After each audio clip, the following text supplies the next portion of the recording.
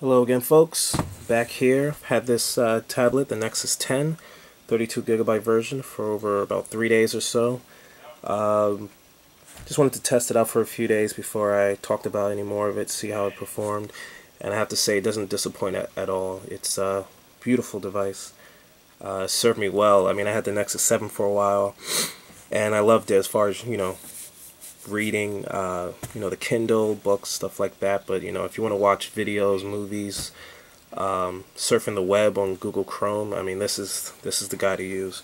So I'm going to go over a few quick things, reiterate some of the videos I put up before from the Nexus 7 or the Galaxy Nexus, just show it on here. With Android 4.2.1, well, Android 4.2, you get two notification screens now.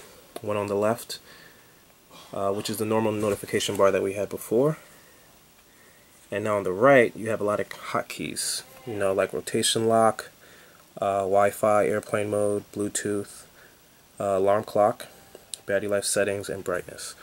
Now the rotation is locked this way, which is great. As far as reading and stuff like that, you can also have it locked this way, and once it's set that way, you just lock it, and then it's always locked that way. So you have two options if you want to keep it that way. For this one, I will just keep it locked this way, just to make more. Other changes, if we go into the settings, just going down the line, obviously you have Wi-Fi, data usage. This does have NFC capabilities. I'll show you a little bit about that. And Android Beam is what you would do to transfer things like pictures and things like websites, Foursquare, location. You can transfer between two devices that support it. We have sound, display. I don't know if you guys know about Daydream. It came with Jelly Bean. It's pretty much like a display when your tablet's docked or your phone is docked. Just shows different, it's more like a screensaver, so that's pretty cool. As you can see, this is the 32GB version. Out of the box it gives you total 27. Everything I used that I need, I have 18 gigs left. That's with the Dark Knight Rises movie on here as well, which is about a gig. So with everything I need, so I got 18 gigs left to use for other things. The battery life's pretty good, actually. I've had it for 3 days, 2 hours now, and it's still 23% left. I have not charged it ever since its first unboxing. After I unboxed it, I did put it in a charge for about 10 hours to get the most, which most people should do with devices, cell phones and stuff. Just let it overcharge a little bit to keep it at its highest point. Also, a new feature with Jelly Bean is users. You can have multiple users, as if like Windows computers. You can log into your own. I don't have a second one, and maybe I'll make one to do a video by itself about that. Other than that, everything else pretty much has been on here since Ice Cream Sandwich. Trying to see. Yeah, so that's just to show you guys what we're running on. Android 4.2.1. Still waiting for that on my Galaxy Nexus from Verizon. I think it's 3 updates back now. We're 2 updates behind, but that's Verizon for you. Hopefully that updates soon.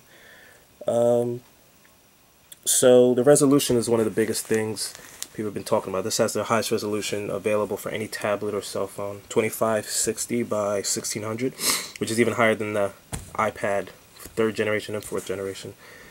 They go by their Retina display, which is just their marketing name, but this has a higher resolution than anything out there for now. How long that would last, I don't know, but that's what we're looking at. Just to go over its specs, we have a dongle that hopefully they use for a display port. They're going to use hopefully for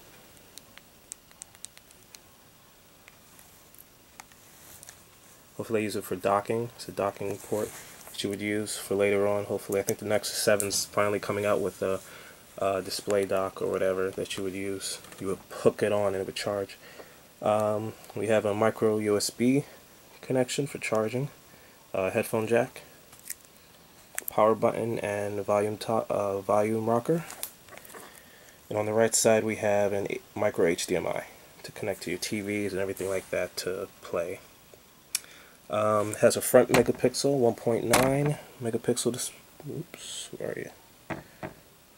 Here we go, 1.9 megapixel camera in the front. In the back we have a 5 megapixel with LED flash. The camera actually takes pretty good pictures. Let me change this to, actually, maybe we'll, if we go in here, show you a picture I took recently. So this is on the 5 megapixel camera, which is pretty good. It was in the morning, so I had good lighting and everything, and not bad. Zoom, all that good stuff. So I haven't taken that many pictures with this camera, so I have to take, do a few more, show you how it looks with the flash and everything. Also, to show a few NFC features. I know I've done this before, but I'll show it again on the Nexus. Once again, say you have two devices that have NFC chips in it and have the beam feature. And let's say your friend's on a website that he wants to share. Say a hot new deal on Amazon. So you're on Amazon as soon as it loads. And you want your buddy to check it out. So all you would do is tap both screens. Do it here. Hopefully I have to find where the NFC chip is. So it's up here. And now I just beamed it, and already it's on the Nexus 10.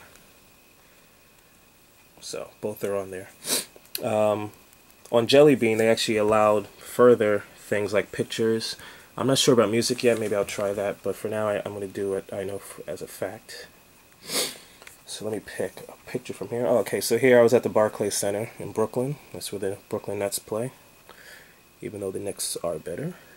And let's say I want to share that with, this time I'll show it from this perspective.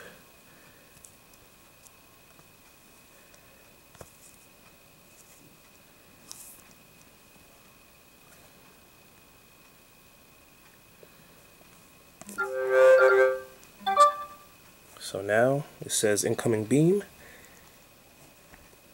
It's downloading.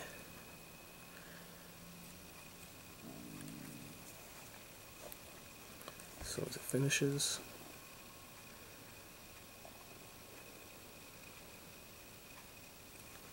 It's taking some time.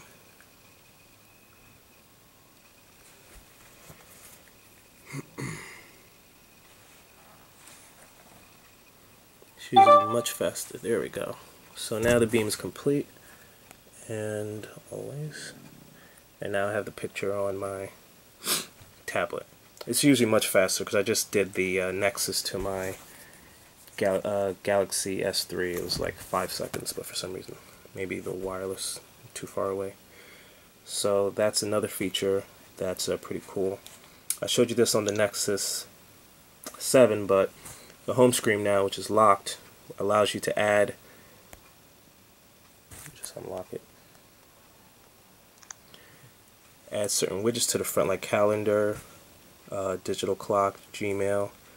I'll add the calendar there, so now any notifications I needed would pop up there, which is pretty cool if you need things. Hopefully they update that with like scores on basketball games, sporting events, and even, like navigation, how far you are from your house to your job if you need a quick look on your. Another thing we can look at is Google Now. I know I went very in depth with that before, and it's still a huge thing.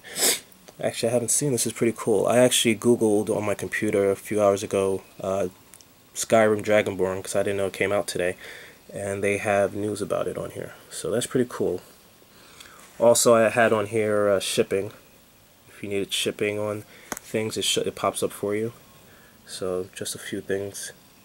Google Now pretty much does everything for you, lets you see everything. You can access anything and it'll do it for you. Let's exit one question. 5 degrees is what in Fahrenheit? Whoops, I did not X that properly. Whoops, do that. 5 degrees Celsius is what in Fahrenheit? Okay, didn't. 5 degrees Celsius converted to Fahrenheit. 5 degrees Celsius is 41 degrees Fahrenheit. There we go. So that's how that works. And you can exit height. You can convert pounds into kilograms, all types of stuff. You can exit distance, time. You can set an alarm. Google, set alarm for 3:30 a.m. Setting alarm. Which I don't need to do. So it's quick things like that. So that's just a quick look. I'm going to do another video to show other features like performance and benchmarking. So stay tuned. Post any questions or comments you have. And don't forget to subscribe. Thank you.